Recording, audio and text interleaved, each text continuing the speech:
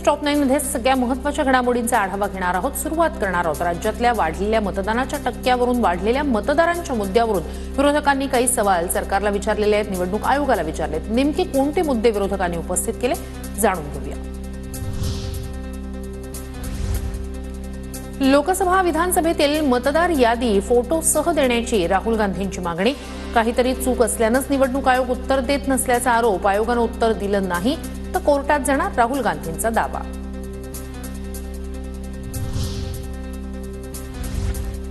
2024 लोकसभा ते विधानसभा निवडणुकीच्या 5 महिन्यात 39 लाख मतदार कसे वाढले? राहुल गांधींचा सवाल।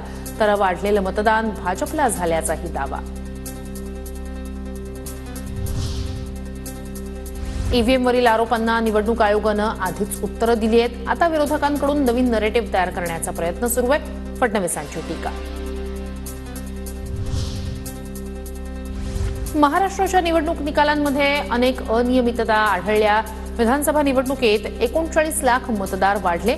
महाराष्ट्रात 102% मतदान। राज्याच्या लोकसंख्येपेक्षा मतदार जास्त, राहुल गांधींचा आरोप। दिल्लीत होणाऱ्या पराभवासाठी कव्हर फायरिंग करण्याचा प्रयत्न। राहुल गांधींच्या आरोपांवर मुख्यमंत्री फडणवीसांची टीका। साताऱ्याची आमची जागा तुतारी आणि ट्रम्पेट मधल्या घोळामुळे गेली। निवडणूक आयोगानं पारदर्शकपणे काम करावं। मार्कडवाडीत बॅलेट पेपरवर निवडणूक हवी, सुप्रिया सुळेंची मागणी।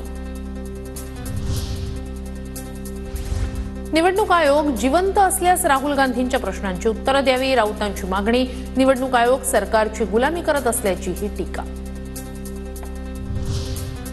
पात्र असलेल्यांची मतदार यादीत नावं। राहुल गांधींनी मोघम आरोप करू नये। शंका असेल तर त्यांनी निवडणूक आयोगाकडे जावं। मंत्री शंभूराज देसाई यांची प्रतिक्रिया। ईव्हीएम विरोधात 19 फेब्रुवारीला विरोधकांचा लॉंग मार्च। मार्कडवाडी ते शिवाजी पार्क असा पायी लॉंग मार्च निघणार। मविया नेत्यांसह सामाजिक कार्यकर्ते सहभागी होणार। उत्तम जानकर यांची माहिती।